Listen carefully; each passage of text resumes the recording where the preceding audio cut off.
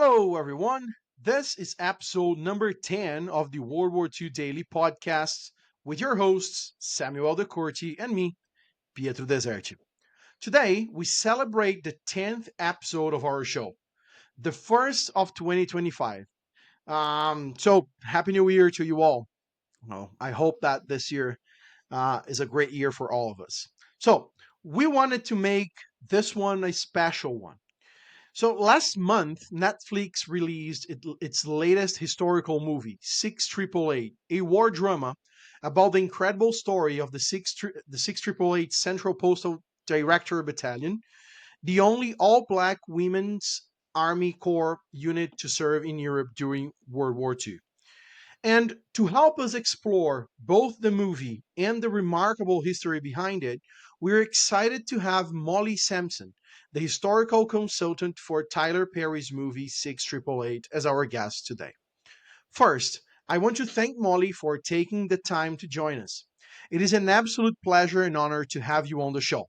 Since we announced your appearance, we've received some messages from listeners and followers who are super excited to hear you. As many they have shared, and I completely agree, you are an inspiring figure. Before we get started, don't forget that this show is available on YouTube, Spotify, Deezer, and Amazon. Be sure to like, subscribe, and engage with us. It really helps the project. For daily World War II content and updates about the show, follow us on Instagram at World War II Daily and at Samuel.decorti. The links will be available on the description of this episode. So, with all that said, let me introduce our guest. Molly Sampson is a dedicated World War II historian and museum leader, currently pursuing a master's degree in World War II studies at Arizona State University. Her research emphasizes the confluence of gender, social, and military history by focusing on the Women's Army Corps in World War II. Outside of conference presentations such as the RAF Museum Conference, the Society for Military History annual meeting, and the James A. Barnes Conference, Sampson has also had the opportunity to share her research through the exhibition The Triple Victory of the 6888, and as a consultant on the Tyler Perry's film 6888. Currently serving as the executive director of the Sandusky Area Maritime Association, Sampson oversees the operations of the Maritime Museum of Sandusky. Molly Sampson, welcome to the World War II Daily Podcast with me, Pietro Deserti, and my friend Samuel De Corti. So, first of all, I got all this information from internet. So if there's something you want to add or correct, please do it. No, I was just like, man, when did I write that? Like, nope, I that's perfect. That's perfect. Okay. Well, I'm getting 100% on accuracy with the description of my guests. Yes. Perfect. Um. All right. So where first question, classic question. Where does your interest in World War II comes from? Where did it start? So it's kind of it's coming from two different angles. The first one, and like the easy one that I think most people will relate to, is my grandfather served in World War II. He was part of the European Civil Affairs Division. He originally tried to volunteer to join the Army Air Forces in early 1942, and they wouldn't take him. They said they found a spot on his lung when doing x-rays that he wasn't fit to serve, and then a year later he got drafted. Um, so he couldn't volunteer, but he could get drafted. Typical American military background. And when he was drafted, he was originally branched to serve in the medical department. His civilian career had been as a secretary at what's now Marathon Oil. It had been Ohio Oil at the time. So he had stenographical skills. He could type very quickly. He had all the skills to be a medical uh, technician in the clerical angle. And then, for whatever reason, I haven't found the exact thing yet, but I have a sneaking suspicion. Um, what caused it. So he graduated from Camp Barkley, was all set to go med department, and then he gets transferred to civil affairs. And what I think the missing piece that doesn't show up on paper um, is he was fluent in German. His family were all German. They grew up in a small community in northern Ohio where pretty much everybody was of German descent. So he didn't speak English until he went to public school. And they spoke German at home all the time. So that would be very useful for civil affairs. He ended up being sent overseas in the spring of 1944, and then crossed from England to the continent about a month after D-Day, about the same time the first WACs were making the trip across the channel as well. Um, and it'll tie in later to the 6888, but I actually have a journal he kept in 1945. He started a daily diary in January. And the first couple of weeks, he's talking about how um, depressed he's feeling because he hasn't gotten any mail from home. And it's been weeks and weeks since he's getting mail, or the mail is so delayed. And then in late February, so just a few weeks after the 6888 arrived in Birmingham and would have been like fully operational, he's like, "Oh, I'm starting to get some mail." And I'm like, I can't prove that this is connection, but it makes sense. Like that's where it would have flowed through. So Grandpa and I were always really close. I actually was born on his birthday. So that was like my first connection to World War II. And then I also grew up doing living history. My parents did it when I was a very small child. The French and Indian War and the American Revolution were their time periods. And then my brother, when we were teenagers, decided to, through a 4-H living history project. 4-H is kind of a weird club thing we have here in the States outside of school. Started with farmers and then kind of expanded from there. He's like, "I want to portray Grandpa for my 4-H project." I'm like, "Okay, cool. Like that's neat. It's a good way to honor him." And he started going to events and then talked me into going to um, a World War II reenactment. And I had done French and Indian War, American Revolution. I was really into War of 1812 and like playing with artillery. And I was like, nobody's reenacting World War II. It's too new. It's too recent. I was so wrong. He has had like, we did the math over Christmas. It's been 16 years of I Told You So's at this point, because I fell in love. I was like, oh my gosh, this is everything I've been missing in the other time periods. I love this. So I started trying to figure out what I could do to participate. And at first I tried French resistance just because that was what was active at that first event I did. And I didn't really like it. It wasn't really a fit for me. I wanted something that I could really like bury myself in research on and would make sense for me to hang out with my brother and all our friends. And I tripped my way into the Women's Army Corps. I had never heard of it before. So that was summer 2012 was my first year doing Women's Army Corps impression.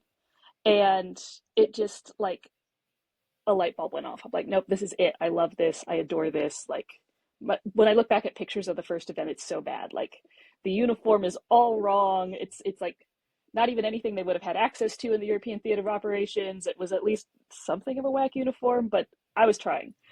Um, and then I realized once I did enough research that this was maybe like kismet. On our family plot in the cemetery, I had been tending this grave that was not anybody related to us. It was something that was forgotten about. They went to bury somebody else. They're like, oh, there's somebody already here. Oops. And they offered to move her. And my grandpa said, no, she's a veteran. We take care of our own. We'll keep her. And growing up, I always just thought she was a nurse because I didn't know any better. If it was a woman in the military, it had to be a nurse, right? No, it was a whack. So, like, my whole life, I've been tending this whack grave. And then finally figured out as a young adult, like, oh, hey, she's a whack, not a nurse. So I kind of feel like everything kind of came together. But because of that background in living history, I'm very material culture heavy. And it just kind of snowballed from there. Started a WAC living history group. We got really, really big, and then the pandemic kind of killed everything. But through the living history was actually how I got the job at the 6th Cavalry Museum to curate the exhibit Triple Victory, the 6888, which led to today. Hmm.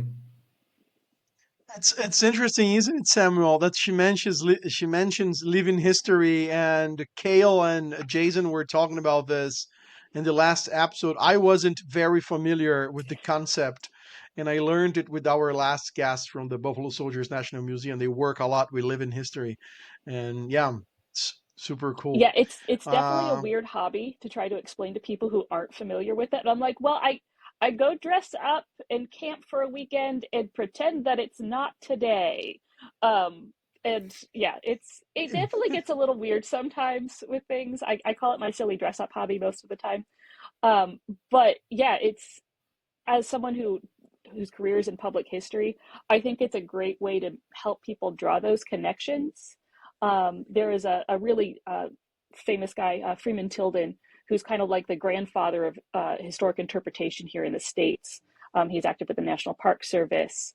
And he is the one who's like, okay, like there is actually some value in this. He wrote a whole book about it. And he's kind of like the guiding principles for this historic interpretation. And I really like the tactile aspects of it. You can do a lot through reading or watching movies and understanding that way. But there's just something to be said about like putting the clothes on, tasting the food, using the technology to go, oh, I get it. Like this is why this was difficult. This is why this caused other things going on in their day-to-day lives.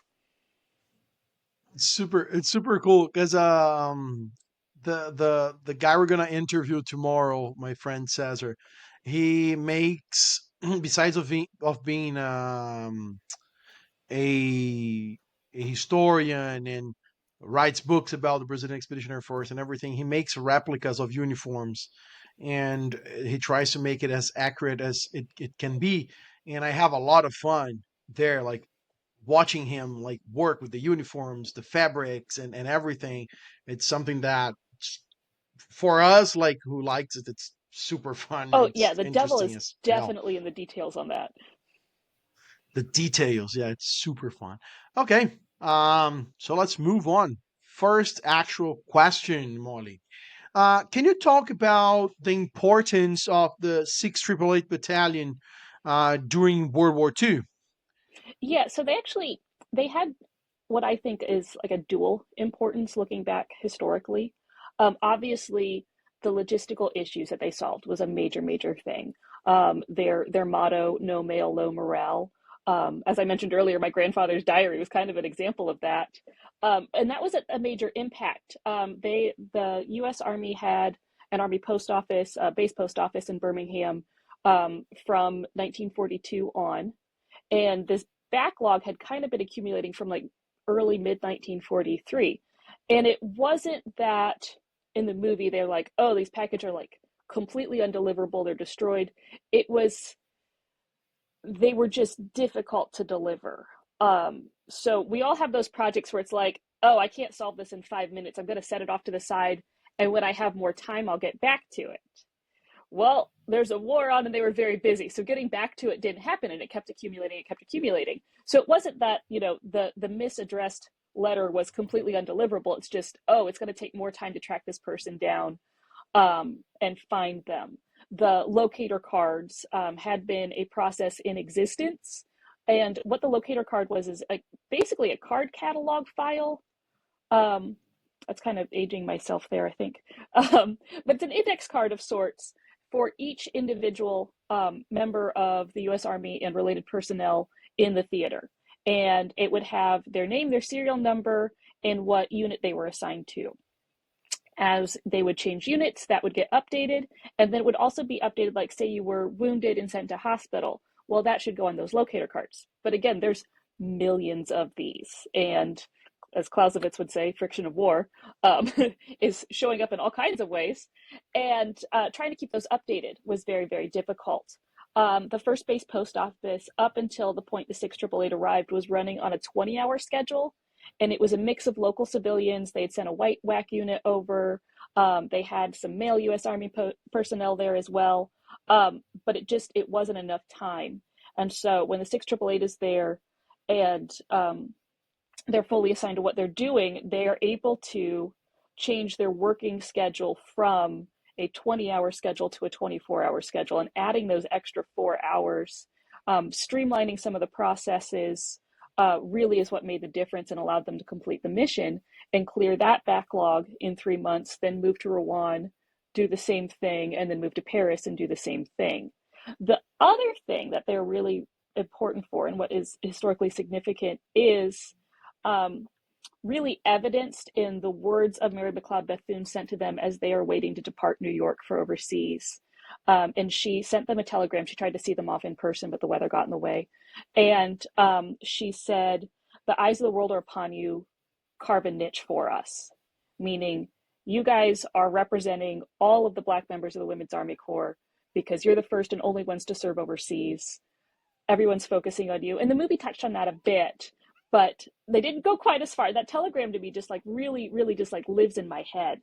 And they, because of their successes, I mean, Charity Adams knew they had to be above reproach, that they had to prove themselves as soldiers, as women, as black women. The intersectionality of their identities meant that everyone was going to kind of expect them to have more difficulties than a white male counterpart would have been. The fact that they rose to the occasion so amazingly, and then did it over and over and over again before coming back in March 46, I think is the other thing that makes them so historically important. All right. Do you want to say something, Samuel? So, for the audience who has not seen the movie, it's a great movie. It's available on Netflix. I highly recommend you watch it. But what is the 6th AAA Battalion? Could you briefly explain it for our audience? Yes. So the 6th Central Postal Directory Battalion was a group of 855 black women of the Women's Army Corps that were sent to England in February of 1945 to clear a backlog of about 3.7 million pieces of mail that had accumulated in Birmingham and was just kept there because that's where the base post office was.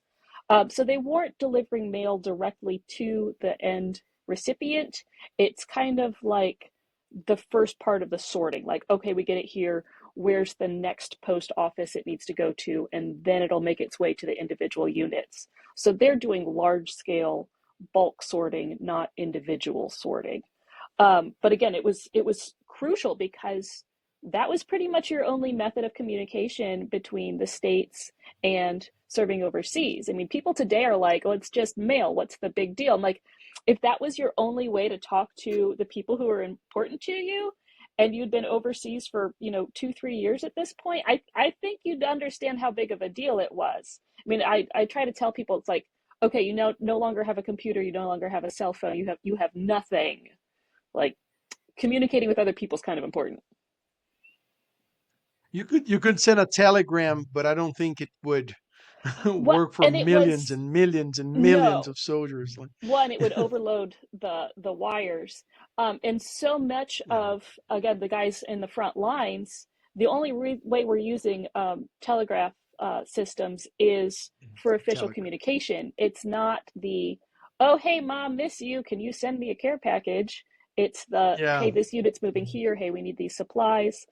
So again, back to the living history thing, we ran message centers for events, and so we trained ourselves in how message centers would have operated within the U.S. Army Signal Corps. ah, that's Um, cool. and it's really interesting because I don't think of it in today of like, all right, well, I only use email for this. I mean, I use email for lots of things, personal stuff, business, work, all of those things. Or I only use my cell phone for this. Whereas theirs was very specifically like, physical messages are for these things, phones are for this, telegraphs are for this, encrypted messages are for this, teletypes are for this. It's like, oh, okay. Well, I mean, it makes sense looking, again, back to that tactile aspect, looking at the technology, but not something I would have thought of beforehand.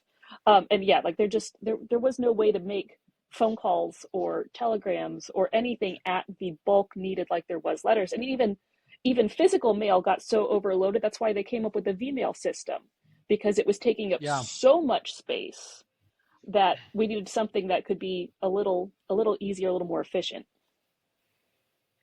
this is interesting. When I bought the Vimeo for my collection for the first time, I went researching about it because, well, I knew a little bit about it, but when I was doing the research about what a Vimeo actually is, I got into this. I realized the tremendous effort that the armed forces from all the nations, I believe, were doing to collect the letters, um, s- uh, like organize them and then send them and deliver them and then back and forth. Yeah. It's like Well, millions of soldiers all over the world. Like, and how I can you took like organize that? one film photography class back in college. So I have a little bit of an understanding of like how they then had to reprint them and the number of steps and labor involved of like, oh, we're taking film strips and then turning it back into a paper print. Like, there was a lot involved, but the fact that that was the more efficient option than physical mail just shows how much mail there was. Yeah, true. Okay. Perfect. That is something I found interesting about like people deciding to do a movie, not only about like a black female unit, which is also like, as I was telling you before the show, like it's out of the World War II main point of focus, which is like Stalingrad, Kursk, Mm, Omaha Beach, and all that stuff. It also shows, besides of all the racial and gender thing, it shows the effort behind uh, the soldiers who are fighting, all the issues they have to supply these guys not only with food, ammo, but also with hope and hmm. talk with their loved ones back home. It was a very good option also to show how mail worked. Yes, and like All mail right. was, if I could expand on that one a little bit. So mail was just like Of one course, of go the ahead. aspects. So a lot of people aren't familiar with the Women's Army Corps. It was originally founded as the Women's Army Auxiliary Corps in 1942. And they were created by a woman in the U.S. House of Representatives, Edith Norris Rogers. She was a representative from Massachusetts who had served in the Red Cross during World War One. And then in the interwar period, her husband died. She took over his office. And most of her interwar work was trying to get recognition for the women who had helped the war effort during World War One. So, like the Hello Girls, the female dietitians. And she felt very strongly that it wasn't well handled during World War One. That because the women were treated so much as civilian contractors, only Army nurses and Navy nurses had relative military rank. The female yeomen in the U.S. Navy had temporary military rank, but they were very quickly excluded once the war ended. And in 1941, before we even entered the war, she tries to push this bill, and everybody's like, "We don't need women in the army." Like this is like lots of pushback. And she was asked her motivation, and she said, "My motivation is I was there and I saw all the things our women went through, and I swore again that women would not serve with the U.S. military without the protection that men got." And I'm like, "Oh, okay, that's great." So they're started as an auxiliary. And initially, they were only supposed to fill 18 occupational specialties that were deemed suitable for women and didn't include nursing because that was already covered by the Army Nurse Corps. So they also thought, the pre-planners, that it would take two WACs to replace one GI because women are the weaker sex. They're just not going to be as effective. So they go through the first rounds of basic training at Fort Des Moines. Charity Adams is part of the first training class. And in the early fall or mid-fall, early winter of 1942, we start having WAC units sent outside of Des Moines. And they're assigned to post headquarters companies, so they do a lot of administration work. We're very, very heavy on clerical work at this point. And they start realizing that not only does it not take two WACs to replace one GI, but like two WACs could actually replace three or four GIs because they're familiar with the work they're doing. It's what they had been doing in their civilian lives. And they're trying to prove themselves so much that they're going to try harder than maybe a draftee would have who doesn't actually want to be there. The WAC was full voluntary and actually really hard to get into. So not only did you have to want to get into it, you had to work really hard to get into it. So they still proved themselves, and there were some logistical issues with them being an auxiliary that about a year later, they put another bill through. It passes in July of 1943, and they drop the auxiliary and they become the Women's Army Corps. They have full military rank as an emergency reserve. By 1944, they're serving in every theater of war. And the Army is advertising that the WACs are doing 239 different occupational specialties. In actuality, it was probably closer to 400. And it's pretty much as if you can think of it, and it wasn't combat and it wasn't nursing, a WAC was doing it. And just that number of occupational specialties that they could do that weren't combat or nursing shows you all of the things that were needed to get a man to the front lines to serve in combat, because we needed that much logistical background, everything. I mean, as Eisenhower said, this is no longer the army we had in the Civil War. Like this isn't Grant's army. We have more needs. well, I am way more connected with the combat aspects of the war because, well, that's where I started from. And And it's when where I a lot of started to people start from. learn, yeah, I think it's like the Hollywood, like the Saving Private Ryan, Band of Brothers stuff in your head all the time. Hmm. You like this battle in combat, but when I started to study for real, like what happens behind, when I started to understand what war actually is and how it actually works, it opened like a total new world in front of me, especially like from the Samuel's book, the 614th Tank Destroyer Battalion. I learned so much about the, yeah, man, that's the truth.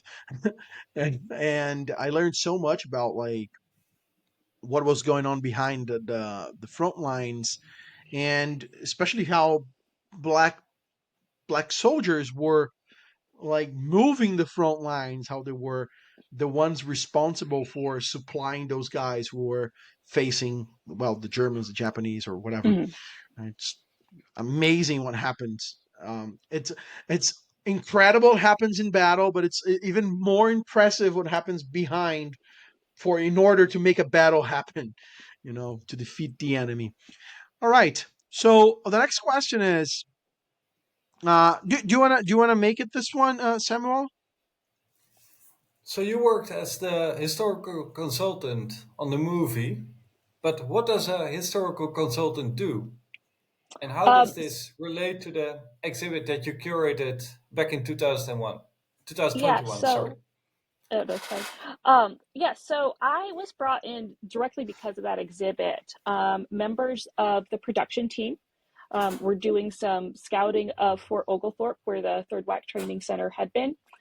It's also where, better known for the location of Chickamauga Battlefield, which was a really major turning point battle in the U.S. Civil War. So it's been preserved since the 1890s as a Civil War battlefield site, but was used in the decades after that as a U.S. Army training center and eventually a WAC training center. So they were scouting that to see if there was anything usable there. Um, Came across my exhibit in the museum, and then we're like, "Hey, who did this? Who's the person who put all of this together?" They're like, "Oh, it's Molly Sampson. She's back in Ohio working at a maritime museum now, but we can put you in contact." So they called me and they're like, "Okay, we're told you're the WAC person," and I'm like, "Yeah, I'm kind of like everybody's resident WAC nerd. It's fine. It's what I'm here for." And they're like, "Well, we're working on this movie. Maybe you've heard about it." I said, "I've heard some rumblings that maybe there's a movie coming out, but nothing official." They're like, "Well, it's official. Um, and we want someone who can help us with this stuff." So because it was production design and my background's in material culture, a lot of it was the little details, like asking me about what color paint would have been inside the barracks. And I was like, well, it kind of depended, but like whitewash is a very safe option. Um, Little stuff like that. They're like, well, what would a locator card have looked like? And I'm like, well, conveniently, I have one. Here you go. And or down to like vehicle markings, which I have to admit, I had to phone a friend for that one because vehicles are not my area of expertise. I can drive the Jeep, but do not ask me anything about it. Um, so it was little stuff like that. And then costuming is actually a different department. I learned so much about how films are put together as well through this. So my work there was mostly just sending them this like dossier of Army regulations and quartermaster catalogs and all of this stuff I'd pulled together from various reenacting things, saying like, this is what they would have worn at this point, this point, and this point. But after that, I was kind of hands off with costuming. I wish I could have been a little more hands on. There's definitely several things in the movie that I'm like, yeah, that's not quite right, and you guys could have fixed that a little easier. And I apologize if you're hearing my cats in the background. They have decided that it's now time for a battle royale. So ignore any extra sounds that might come through. Um, so yeah, it was really just a lot of emails. I was never on set. So emails, phone calls, sending things back and forth that way. And it was nice to just take this tiny exhibit in a tiny museum that nobody was going to see and have the opportunity to leverage it into this movie that's been seen by, I don't even know how many people. It was the number 2 streaming film on Netflix for a while around Christmas. So thousands, millions, I don't know, lots of people. Just to give you like just to think about it, I'm in Brazil. I watched it. Samuel was in the Netherlands. He watched it. And today I was going to have lunch with my mom, and the Uber driver had he watched the movie, and I was like, I'm gonna interview the girl who actually was the historical consultant for the movie, and she's like, oh my god, really? It's like, yeah, I watched it with my wife, mama. It's just to put in perspective, so people here in Sao Paulo they watched it, and it's Yeah, amazing. and I love the fact that people who otherwise would not have been interested in doing the effort to track information down about the Women's Army Corps are reading about it. My local newspaper, I had made one offhand comment to the journalist working on a different museum article, and he called me back. He's like, "Hey, is this movie you?" And I'm like, "It is." He goes, "Cool, let's do an article." And it's written here in Sandusky, but my parents are about an hour away in another smaller town, and it made the front page there. So my little brother like went out and bought like 8 copies of the paper. And again, Oh, like that's super cool. it's going out to everybody in this tiny little town that would not otherwise have a connection to Women's Army Corps history. The 6 888. A rural farming community probably does not have a lot of people into this. But I love the accessibility of it. So as much as like little details that no one else is going to notice drive me crazy, I love that it's finally bringing the Women's Army Corps into public discussion. It's bringing the 6 888 into the front and center conversation here, getting them the recognition that they so rightly deserve. And a lot of people are like, well, what about the rest of the WACs? Like, don't they deserve it? I'm like, well, this is step one. Now we can start looking at recognition for the other contributions by WACs or other lesser known groups during World War II.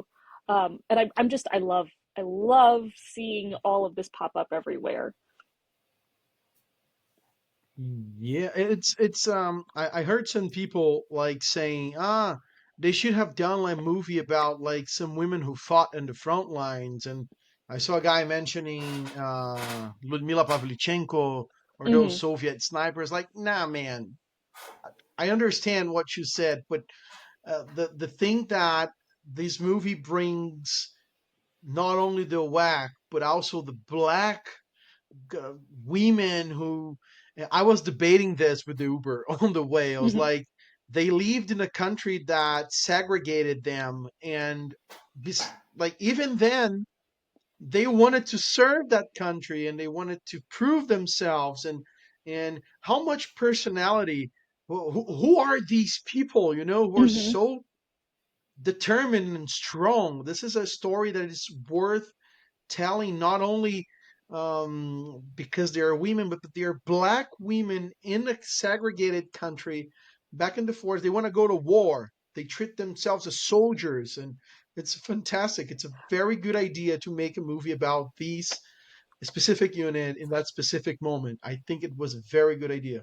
Yeah, Way and it's better than like, taking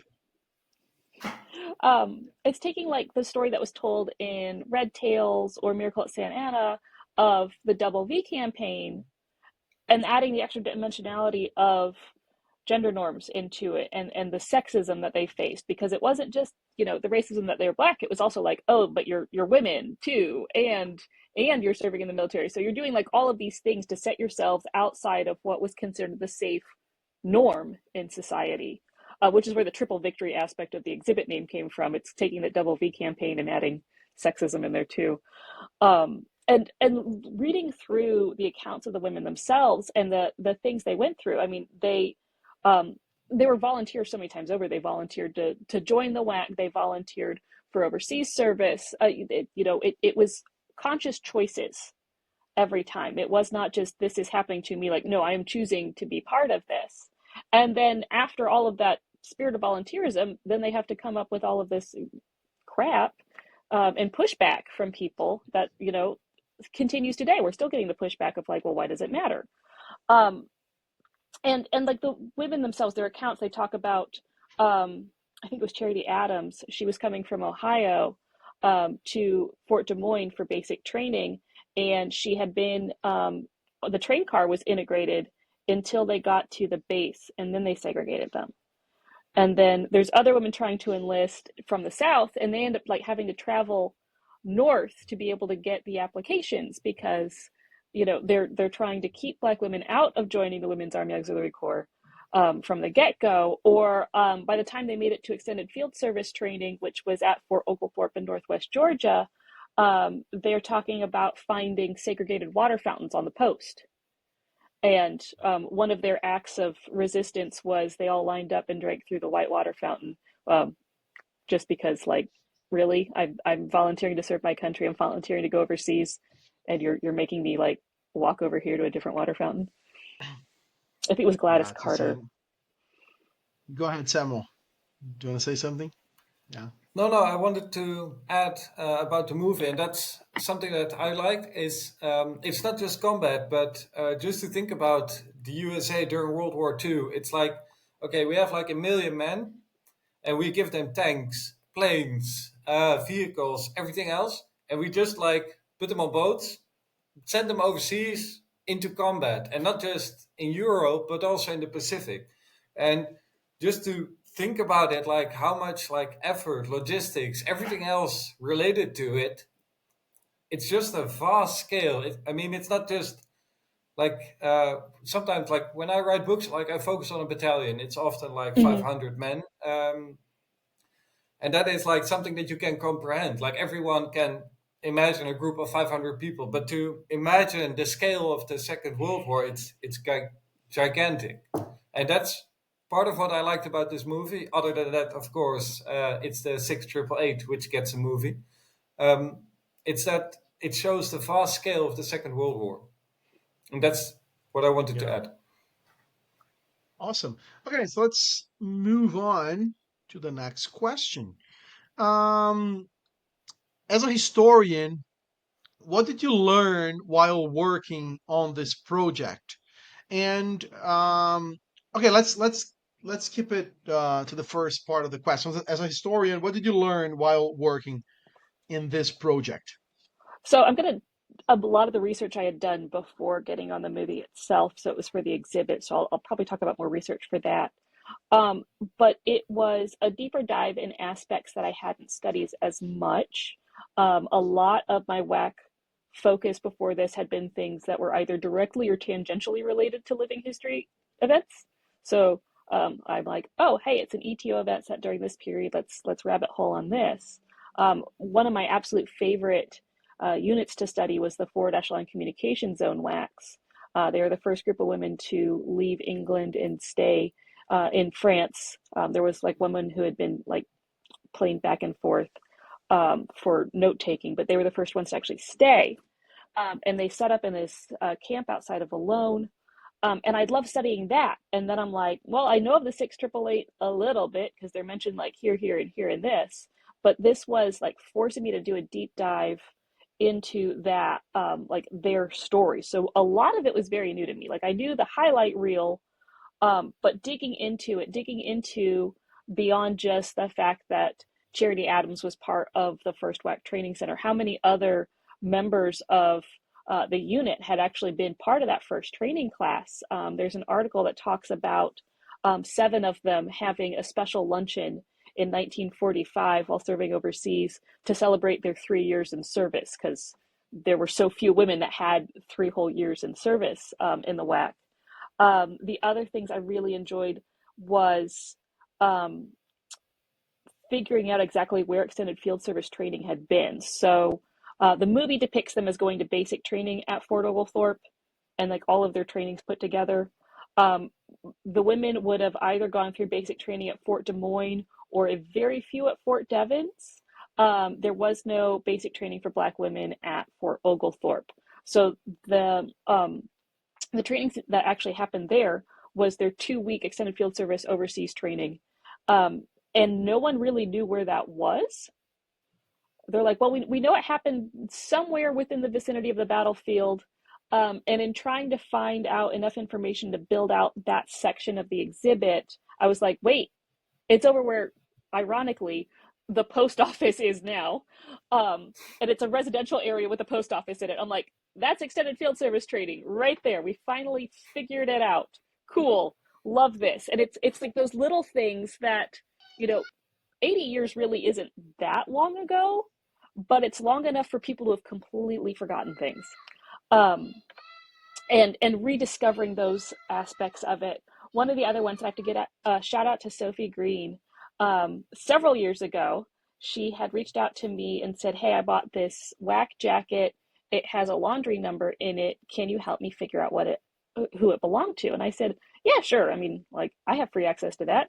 Um, and so I look it up, and the jacket that she sent a picture of was the ETO jacket. So the male version is called the Ike jacket. It's that cropped one. And the patch on it is the ADSEC patch, which for those of you who've seen the movie, it's the patch that they have while they're working in England. And I'm like, okay, so this was a woman who served in the ETO. Cool.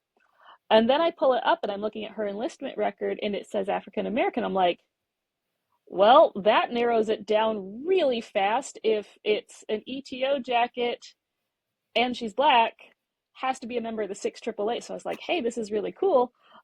You have like an arguably very, very rare uniform item. And she had it on display in the UK for a while. And then when I put this exhibit together, I was like, all right, this is going to sound insane and feel free to say no, but can I borrow that for the exhibit? And she was so sweet to loan it to me. And it was there for a little over a year.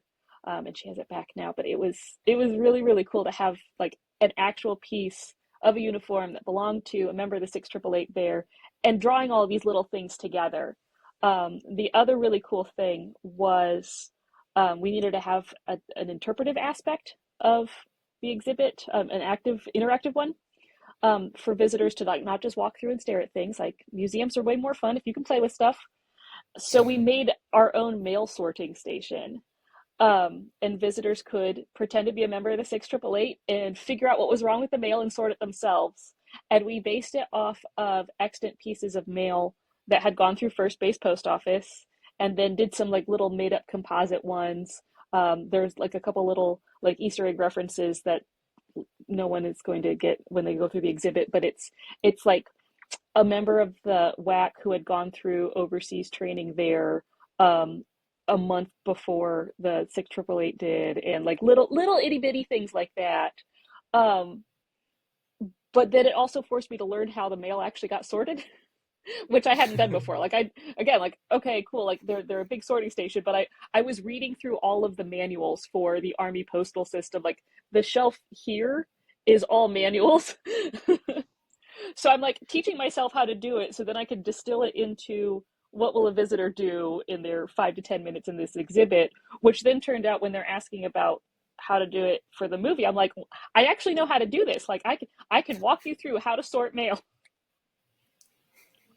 The other thing Very that I really cool. loved was finding out what they did outside of their official duty time, um, and getting a more holistic understanding of them. Not just that they sorted mail, but you know what their interests were, what they were doing, and how they were existing and living on a daily basis within the structure of overseas service. All right. I'm sorry. I was distracted a little bit here because there's a bunch of people out there screaming like crazy. I don't know what's going on. But anyways, very good. That's super. I really like things like that. Like you said, like you learned how the sorting mail works. Because I'm a person like that. I like to learn like how am I gonna fix this? How am I gonna do this? And then I go investigate and I learn the details of it. I do restorations here, but I'm not a restorer, so I have to learn and how it works, and then it's super cool. I have no idea how it works though. So like the sorting mail, I think It's watching the convoluted. movie made me anxious. Like you have to pay attention to little details and things, right? It's insane. Okay. That actually Um, made me a bit Go curious ahead. because in the movie, like of course the unit is sorting their mail, but they also have a beauty parlor, and at some point, like the general comes in and he's like, "Oh, do you guys have time to like do your hair?" I believe he phrases it differently, but could you briefly tell us a bit about it? Like, what did the women do besides sorting mail? Yes. So um, the parlor's a great example of um, the expectations of women within the Corps. So you had to not only hit like, Army regulations that were pretty standard for the men, like your uniform had to be pressed, like buttons up, hair had to be neat and off the collar, but what actually was really specific for the WAC because of them being kind of an experimental thing, they're stepping outside of the gender norms. And I have a friend who studies the Army Nurse Corps a bit more than I do. And we have these conversations of it's almost this Madonna and whore dynamic of the Army Nurse Corps is the Madonna because it's women in a caretaking role. They're doing this perfect womanly thing. And then the WAC is just here serving in the military to serve in the military. And a lot of the pushback against forming the Corps is like, people are saying, well, we're just going to create a whole bunch of Amazons. It's only going to attract women who want to bully men and give orders to men and shout at them. And there's this underlying concept from the creation of the Women's Army Auxiliary Corps through the Women's Army Corps of what is wrong with this woman that she doesn't want to just be a nice, proper, polite woman? Like what is it in her that is making her interested in this? And while we're actively recruiting them and saying it's, your duty is to serve your country, here's an option for serving your country, do your part. The posters were like, she's a star-spangled gal. There's one you can't see that's above my desk, but I'm looking at right now. It says women, they can't do anymore, but you can join the WAC, and it's a picture of graves. And it's all of this like, yes, we want you, but at the same time, like, what's wrong with you? Like, why are you doing this? So to fight some of that, they really put a big push on maintaining your femininity. So basic training included courses on how to do your hair and makeup in a way that was not garish, but also made sure everybody knew that you were a good feminine American woman. Isn't And there I'm sorry for interrupting. Isn't there the lipstick victory or something like the color that they had yes, to wear, um, right? Yeah. so the Marine Corps had like a specific color formulated that was supposed to match the Montezuma red of their hat cords. The WAC didn't have a specific color, but a lot of companies really pushed towards that. So Estee Lauder actually put out a book of hair and makeup styles that she gave you suggested tones of lipstick and powder and all of these things depending on what branch you were serving in, not like based off of your own complexion and undertones like we do makeup now, but like here's the color uniform you're wearing, here's the colors that are going to look best on you, here's the hairstyles that will work best with your service cap. It's called On Duty. It's really fascinating. Q-Tex nail polish company put out specific colors of nail polish, and there was an on duty and an off duty, and the on duty was a more muted rosy shade. One of my favorite WAC accounts, Molly's War, written by Molly Weinstein Schaefer. It's letters that she sent home to her family. Um, and she's writing home to her sister. She's in Normandy in the camp outside of Boulogne. And she's like, hey, could you send me a bottle of Windsor Rose nail polish? And I'm like, you are living in tents in mud. It's like August of 1944. Like you don't even have full running water or electricity yet. They like roll out a generator for as needed, and you're asking for nail polish. Like I would have been like, screw it, I'm not doing my nails anymore. But just showing Yeah. how important appearance was in maintaining those. And again, painting my nails is kind of a calming thing. Like maybe it's just the ritual aspect of it. So all of the training centers had base post offices. A lot of them hired really well-known hairstylists. Recruiting videos talk about having celebrity hairstylists coming in and coming up with hairstyle ideas. So it was just a standard thing. And then once they got to their duty stations, there was an expectation of if there wasn't a base post office, whatever town was nearby would at least have a salon because you had to maintain your femininity to keep up with your hair appointments. Permanents were very popular, things that needed regular maintenance. So they get overseas, and there had been beauty parlors set up for the WACs that had arrived with the first WAC separate battalion in July of 43. So there's already this pattern of WAC beauty parlors, accommodations being made, but it's for white women, and black women's hair has different needs. So they get over there and they're like, oh, like there's 855 of us. Birmingham does not have enough supplies or equipment to handle this.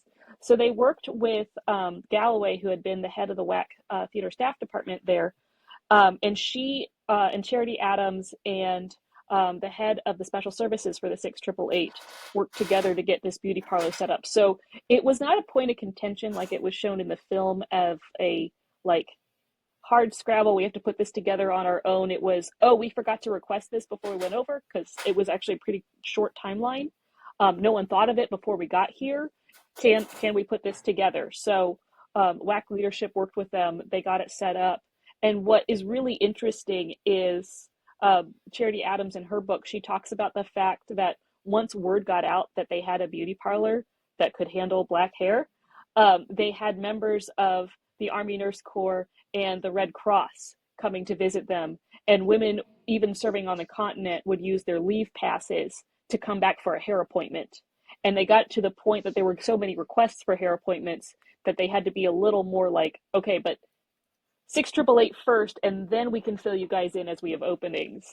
But yeah, it's just like, how do we, what do we need to get through daily life, you know? And then they also had leisure activities. And it's one of the things that I feel isn't talked about enough across the board World War II. You know, as we've been discussing, so much focus is on while you're in battle itself, not the rest of the time. So how do you maintain that balance of the stresses of war? Well, that's where the Army Special Services come in. And especially after VE Day, as we're slowly starting to send more and more of our personnel home, we still have so many in the continent. What are we going to do to keep them busy? So they start having all of these sporting events and these tournaments. So the 6888 had a softball team, they had a table tennis team, and they had a basketball team. And their basketball team actually became theater champions. And like the story of how they got there was really interesting because it ties back to some of the friction caused by segregation. So at this point, I believe it was while they were stationed in Paris. They are winning their way through this tournament. Well, they need to board a train to get to the finals. And the train that is leaving does not have any segregated cars. And they will not allow them to just be in an integrated car. And if they don't get on a train quickly, they're going to have to forfeit the finals. They'll not win. General John Clifford Hodges Lee, who is portrayed in the movie but not well. He's usually the guy like standing behind General Halt, the fictional character. He was actually head of services of supply and then communication zone. So he wasn't really subservient to anybody but Schaeff. I mean, like he reported up to Ike. He finds out about the fact that they don't have transportation. Well, he had his own private train cars, and he ordered the train that would not let them board to be delayed long enough that his train cars can be connected to it, and then they ride in style in his train, go on to win the championship, and then he gifted the team watches, wristwatches, as like an extra thing. Like there's photos of them with their trophy, but yeah, his extra thing was like, here's some watches, good job, you know, represented us well in a sporting event. So I love those little things because it's little known aspects of the war, and especially the tail end of the war. Like, I don't know, I feel like a lot of things, like once we read about D-Day and the Battle of the Bulge, it's like, oh yeah, there was more war, but nobody really cares about it. Like the exciting things are done in Europe. Let's go talk about the Pacific. I didn't even like the theater champions. That's insane to me Yes. now. Just discovered that it actually happened. That's so Yeah, cool. there were so Like, many different like sporting events they had going on. You probably can't see it because the glare from my window or how it's cropped, but there's a poster on the wall back here, and it's for the WWII Aquacades. They had swimming competitions in July of 1945. There was a band that was there, and it was like all of these things of like, okay, everybody's going to start getting stir crazy because they're stuck here, they're not going home yet, but they're also not actively engaged in combat anymore or that day-to-day work. They're getting too much free time. What can we do? And I just love the phrase "WWII Aquacade," honestly. do you know what comes to my mind? Uh, One of the last scenes of Band of Brothers actually they are playing baseball, Mm-hmm. right? They're playing baseball in the base, yeah. And And the it seems Brazilian army so, sent. Yeah, go ahead, sorry. Well, please. in No, Band of no, go Brothers, ahead. it seems so like unofficial, like it's just a pickup game because it's showing their transition back to the good old American boys and this like nostalgia thing for their life before being battle hardened veterans. And really, like, there was so much structure to the sporting events and such regularity of it that it probably wouldn't have been just a pickup game. It would have been like, hey guys, we have baseball, like your team A, your team B, we're signing up, we're playing this. And I love how they use that as a narrative thing. But again, I want more information on what special services was doing. Like this is cool, it's fun. Like let's have this be the next buddy sports movie. Yeah. I didn't even know. I didn't even think about that. Never thought about it. Go ahead, Samuel. Want to say something? No, no, I wanted to invite Molly to Yeah. keep talking. Like, are there any other little known facts or surprising things about the 688 that you discovered during your Mm. research? So one of my other really interesting anecdotes that is there's a couple, and they kind of overlap.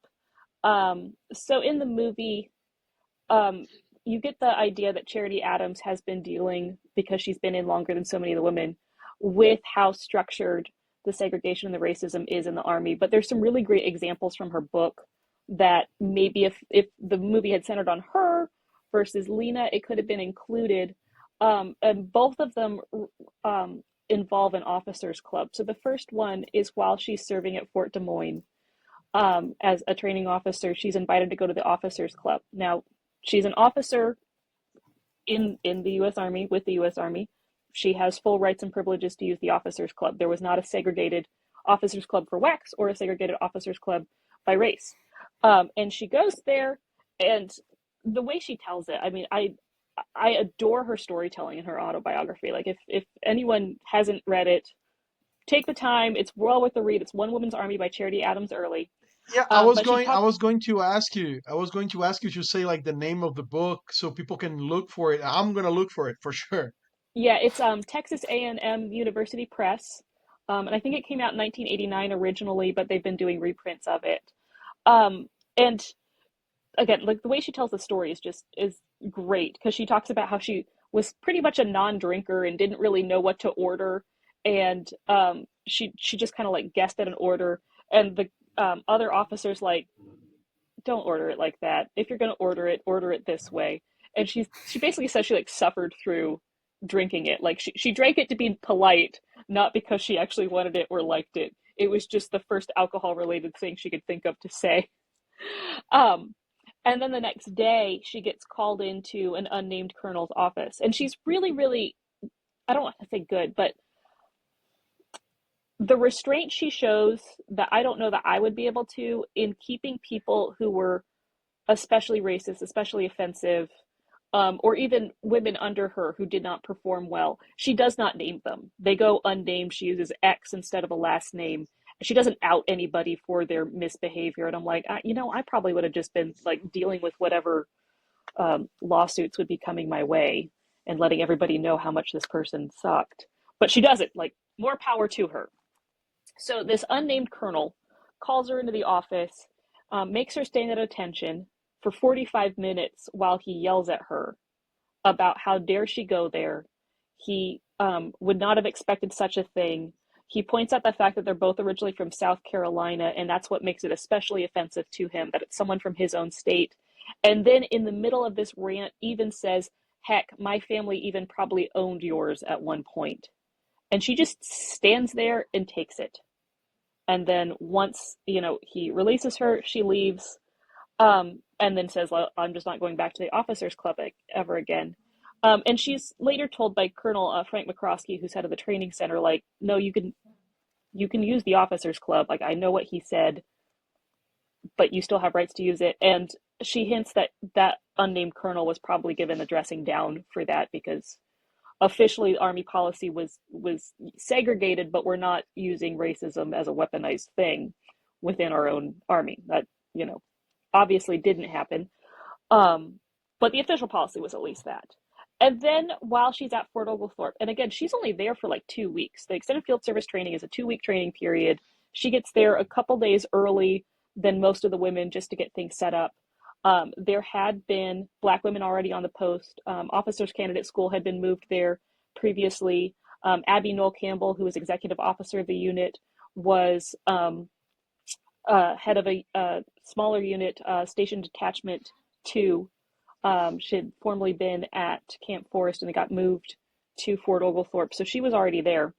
And the night before they are set to fly out, they decide to go to the Officers Club for dinner. And she had called to make a reservation for dinner over the phone. They're like, okay, cool. Here's your time. You're all set. And then they show up. And she talks about how it was the weirdest sound she'd ever heard. The simultaneous intake of a gasp of everyone in a room and people dropping their silverware. And they refuse to seat her. They're like, oh, well, we're actually sold out. We don't have room. We overbooked.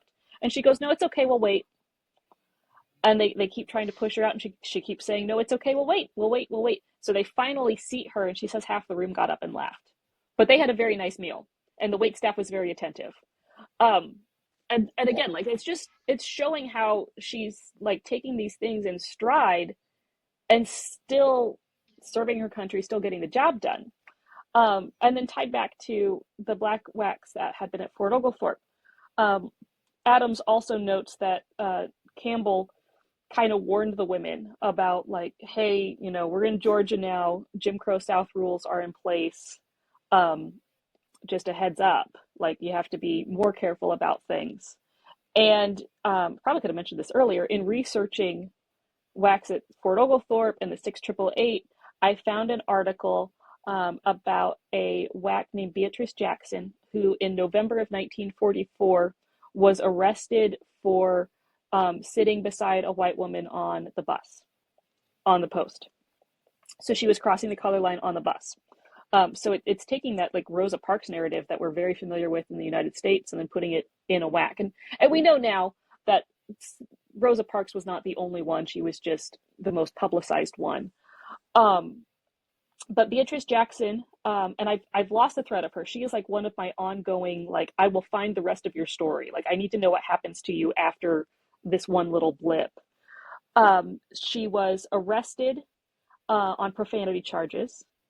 Once she was sentenced, she was given a $60 or $75 fine and 60 days in the workhouse for sitting on a bus.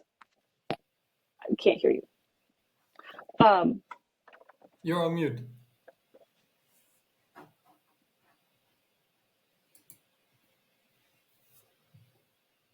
I'm sorry. What's the name of the girl? It's Beatrice Jackson.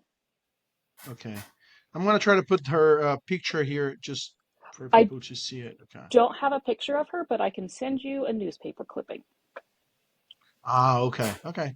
Yeah. I'm sorry for interrupting you. No. I'm gonna also share after you finish telling the story. I'm gonna put the cover of the book of Charity Mm. Adams, and I'm gonna put the link for the book on Amazon on the description. I'm sorry. Carry Oh, on. no, you're fine. So yeah, she'd been sentenced to a $75 fine and 60 days in the workhouse. So this fine was more than what she would have earned in a month in pay. And the 60 days in the workhouse, and then nothing else is said about her. My logical conclusion is she was probably discharged for that, probably dishonorably. But again, like, I have lost the thread on her. It's a common enough name, and I don't know if it's a maiden name or a married name. This is the thing that's difficult when studying women, is the name changes. So my hope is someday I can finish this story on her. And then once the news stops reporting her, it picks up on the guy who's in charge of Fort Oglethorpe. He's the post commandant. So he's in charge of both, of everything. And by this point, we have a woman, Elizabeth Strayhorn, in charge of the training center itself. So he's no longer doing double duty. But this guy is just an absolute peach of a person and is quoted in the newspaper as saying, I am not going to intervene on her behalf. They were told what was expected of them. And if they want to, not follow the rules, I don't see why it's my business. And it's like, really? really. And I have to think, just based off of the timeline, that influenced Campbell really pushing the, hey, Jim Crow rules are in place, and the warning of them there. Um, it lines up too much. And then the unit that Jackson was in would have been the unit that Campbell was in charge of at Fort Oglethorpe. So while Jackson was not a member of the 6888, I feel like she probably influenced what happened to them and how their experiences were shaped at Fort Oglethorpe. Yes, it is. Jim Crow. I didn't know about the Jim Crow laws before reading. Well, we hear about it, but I didn't know about it all. Now there's a construction going on right here. But anyways, before Samuel's book, and it's insane. It's to us here. It's well, yeah. It's insane. It's insanity. It's Mm-hmm. I don't know. You know. All right. Very good. So, what aspects of the 6888 story do you think will resonate most with the modern audiences? I think it's the story of resilience, of overcoming hardship, of the women were dealing with so much racism and sexism. And while it's General Halt in the film is fictional, some of the things actually did happen.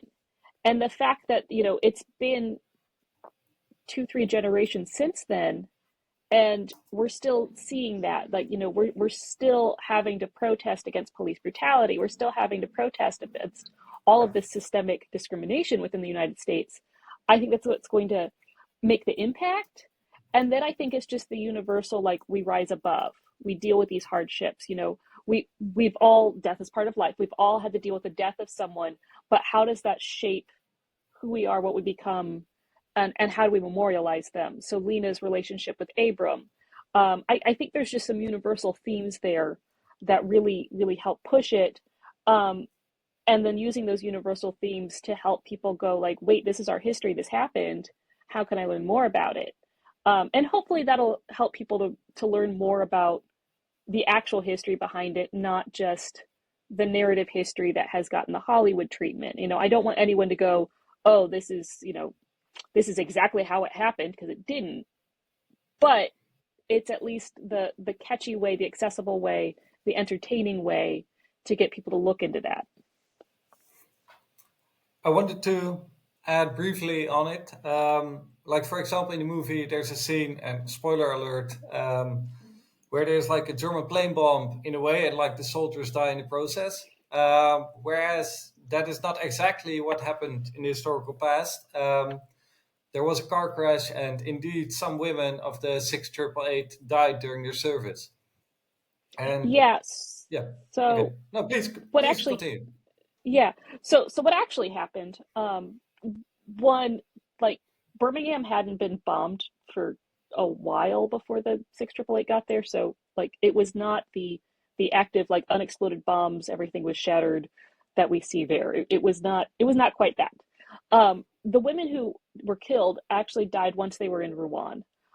It was May of 1945. They are on, maybe June of 19. It was 1945 once they were in Rouen.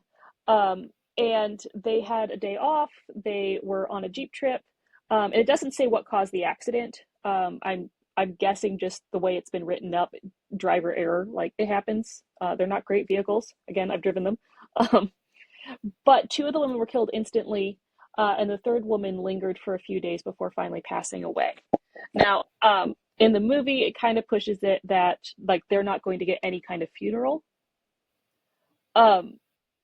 So, again, there's a war on. Graves registration and the grave services, everybody got the same standard military funeral. Like, you would have been buried in a temporary grave, like, shroud, not a full casket, because we did not have the time or the resources to do a full funeral service for each individual person. We could not do a full casket for each individual person. However, they did have members in the unit that did have experience with mortuary services. So that part is accurate, that it was women volunteering. to help do the mortuary treatment of the bodies. They shopped for the caskets. They raised their own money to buy caskets because they wanted to honor them and go above and beyond what the minimum would have been offered. It was not that nothing was offered, it was just they wanted more, which I think it's admirable. Like I very much love that aspect of their story because it shows how tight knit this battalion was, and how much they worked together and how much of a team they were. Charity Adams talks about the fact that they took other women of the unit that were close to the same height as the deceased to help them pick out caskets because they didn't know how to pick out caskets. No one had done that before. They worked with their special services officer to set up funeral services. Two of the women were Protestant, one of them was Catholic, so they had both Protestant and Catholic services. So again, that one I'm like, I realized you had to change it because you didn't include the Rouen and the Paris parts of it, but it's so far off of what actually happened that I wish they would have stuck a little more closely to the story, because I feel like it's the way it's portrayed in the film is more of a we're getting excluded from this, not a we have such strong respect for each other that we're going to take care of our own. And I'm biased, but I like that angle better. I like the truth better. Yeah, it's true. Okay, let's carry on here. Um, what do you hope that viewers will take away from the film about the contributions of Black Americans or women during World War II? So my biggest hope is, one, that they'll be interested and everybody's going to go out and start studying the Women's Army Corps, and I won't have to explain what it is every time I talk to somebody. Um, but really, what I want people to realize is, again, kind of the common thread we've been talking about, that it wasn't just the combat battle situations that had impact. It was all of the support roles that made a big impact, that it was all of the little things that we don't necessarily think of front of mind.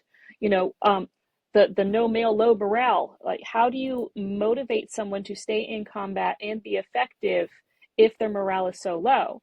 My grandfather's diary, he was not in a frontline combat role, he was in civil affairs, but what he was working with and what was dealing was so emotionally devastating on a daily basis that the letters from my grandma talking about his toddler and what she's doing now was what was getting him through.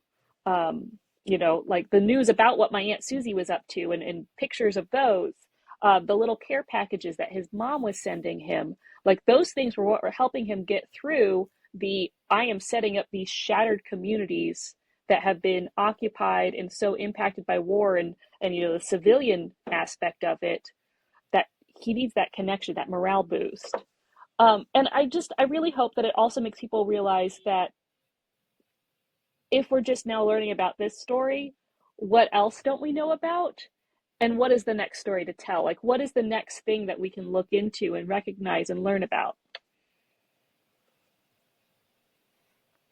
You know, I also think that like me and Samuel, we were engaged with like Instagram, and we work a lot through there, and we don't see, well, now I think it has grown a little bit, the amount of women talking Mm-hmm. about history, but specifically World War II.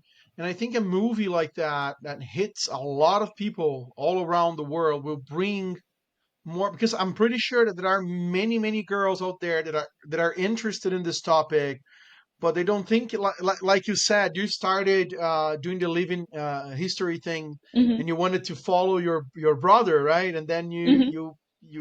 you found the whack, and you started working with your uniforms and stuff.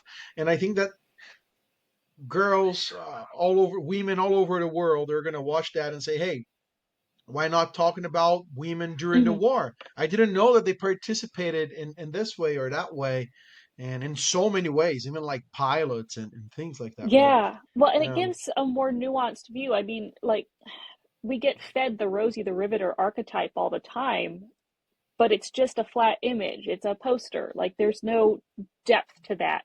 How can we learn more about that? I mean, if you look at the pop culture depictions of Women's Army Corps members since World War II, so you had a movie that came out late war that was actually filmed using whack extras, Keep Your Powder Dry. that one is delightful, but it's definitely a recruiting film. There's a lot of propaganda built into that. You had a couple post-war movies about women's Army Corps members. I Was a Male War Bride with Cary Grant, kind of a screwball comedy, and then Never Wave at a Whack that came out in the 1950s. There were some whacks on some sitcoms in the 1950s, and then it kind of falls out. Participation in the whack was never the peak it was during World War II. And then like the next one I can actually think of is Captain America. Natalie Dormer's character is kind of like a little bit part, like it's almost a cameo, but she's flirting with him, and then that's what Agent Carter sees, and she kind of gets mad at him because she thinks he's flirting with somebody else. And that is like the most recent depiction of a whack before the 6888 we have is this woman who's like the Jezebel character, and we're not supposed to like her.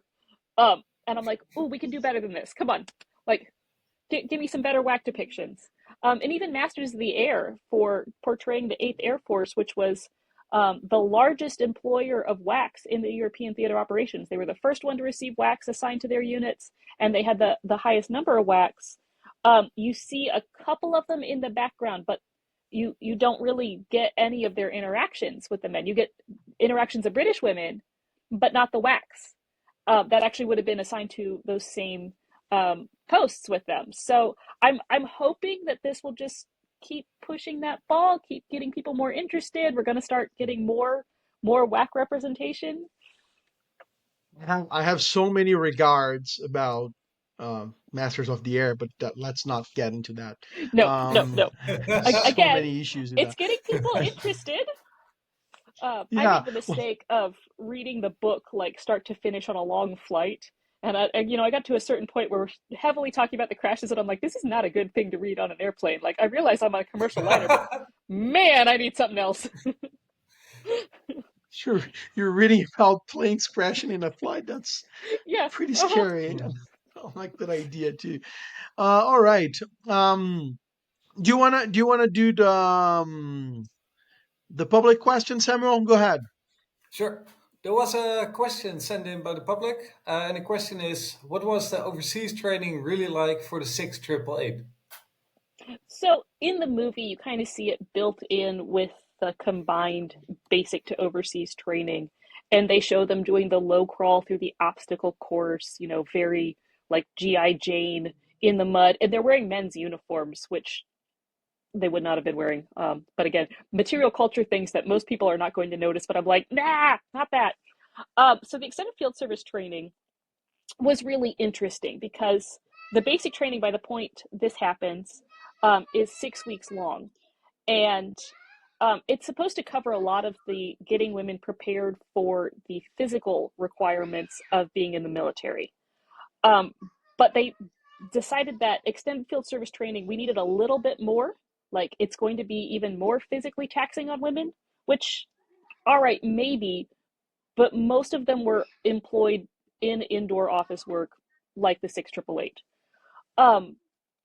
But a lot of the 2-week period was also spent reissuing them uniforms, making sure they were up on whatever vaccines they needed for the theater they were going in, making sure everybody had full supplies needed, last minute like dental work, making sure if you had eyeglasses, like your prescription was the most up to date, because trying to get new glasses while in theater was going to be more difficult, or making sure you didn't need glasses. Things like that. So it was getting through like all of these logistical last minute checks.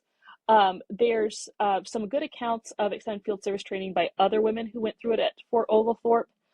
Ethel Starbird, her book, I can't think of the title right now, talks about going on marches around the battlefield.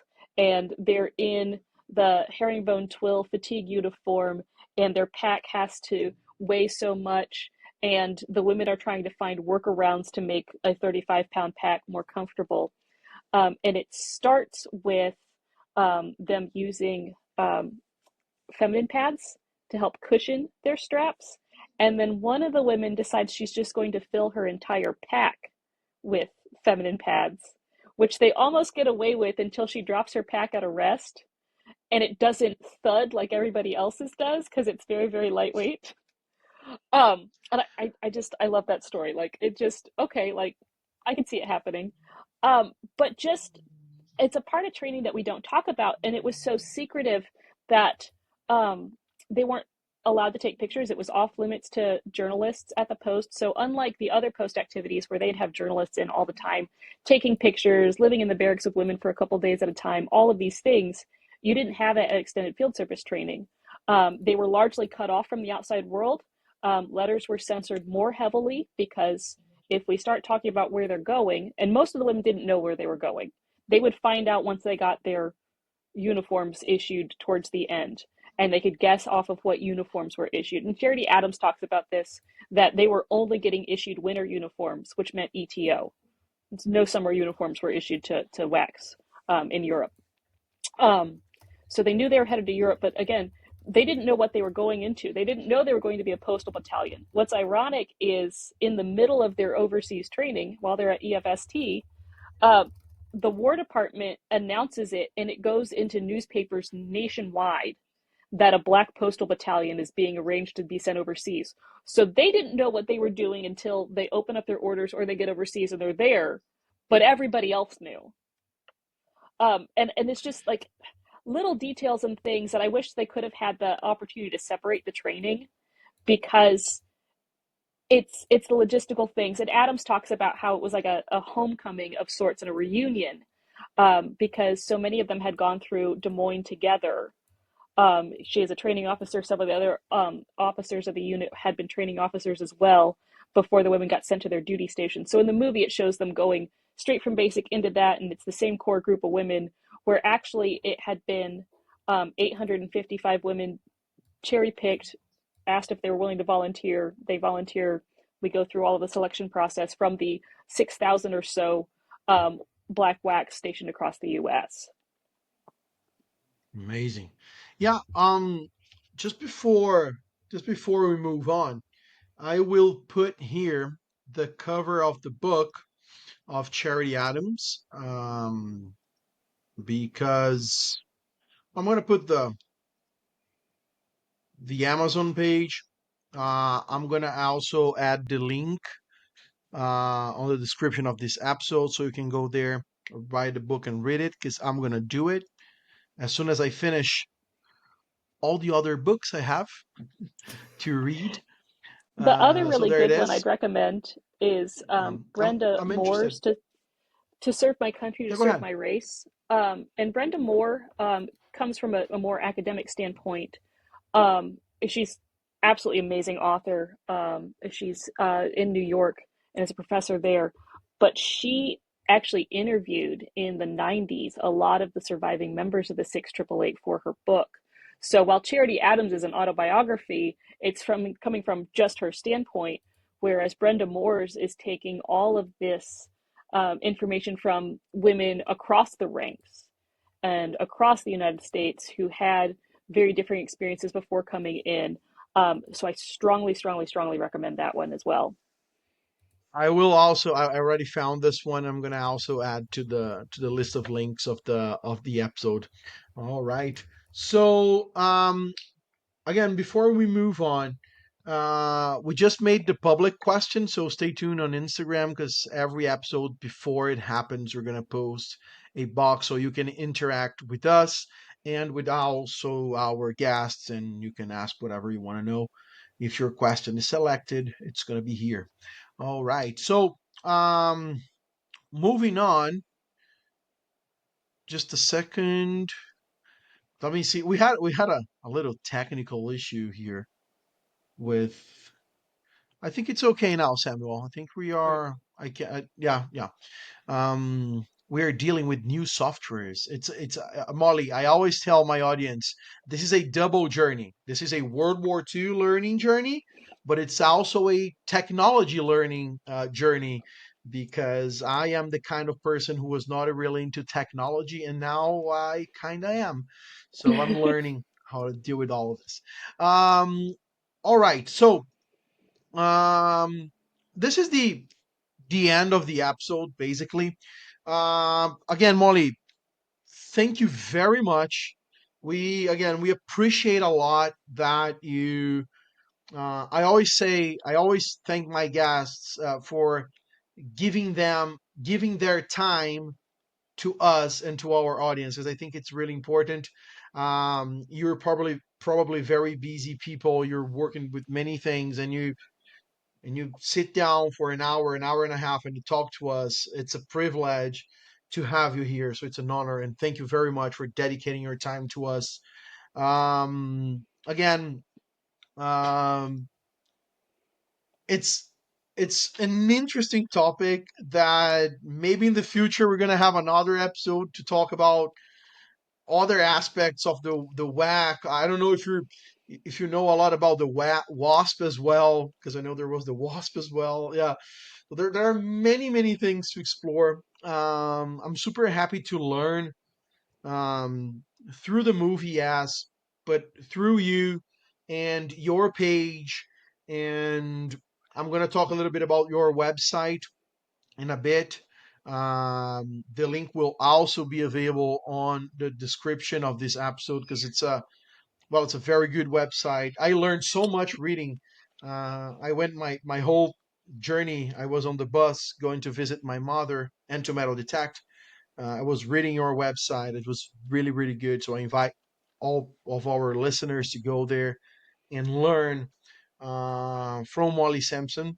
Um, so, do you want to say anything else? Do you want to add something, or perhaps talk a little bit more about your website, telling our audience about it and inviting them to go there and check it out? Yeah, so one, thank you so much for having me. I appreciate you lending me your platform to help spread what I think is a fascinating topic and share more information, hopefully reach some new people. And I have recently revived my website. I neglected it for quite a while, but it's coming back. And so it's lipstickandwar.com, and it focuses on the Women's Army Corps in World War II, sometimes little offshoots off to the side. But what I'm working on right now on the blog is a series of posts honoring the 80th anniversary of the 6888. So we're kicking off 2025 and going into 2026 with what was happening with the 6888 in 1945 and 1946. So right now we have WACS getting ready for overseas training. And I have a post coming up very shortly. I have to finish some edits on it. But it will be talking more about the extended field service training, those 2 weeks, some more of the details and what the curriculum would have been. And then we'll see them travel overseas. And I'm going to try to hit as many things as I can on the day of, just to get that like cool little like, oh, 80 years a day, like this was what was actually happening, to get that tie in. Awesome, Samuel. Thank you for joining us. Like I Thank you for learned a having lot, me. and it's a great movie. I highly recommend the audience to go watch it. You will learn a lot, and I just hope that people afterwards, like, they'll come and listen to the episode and then have a better appreciation of the service and the experience of these women. Yeah, I also I watched the movie yesterday, and again, go there, check it out, give it a give it a watch. You're gonna learn. My friend here from Brazil, he posted a review about the movie and said, "Yeah, if you like World War II, watch the movie because, as we said before, you are going to learn about something that most of the way the war is portrayed in pop culture in general will not talk about black women that worked with male.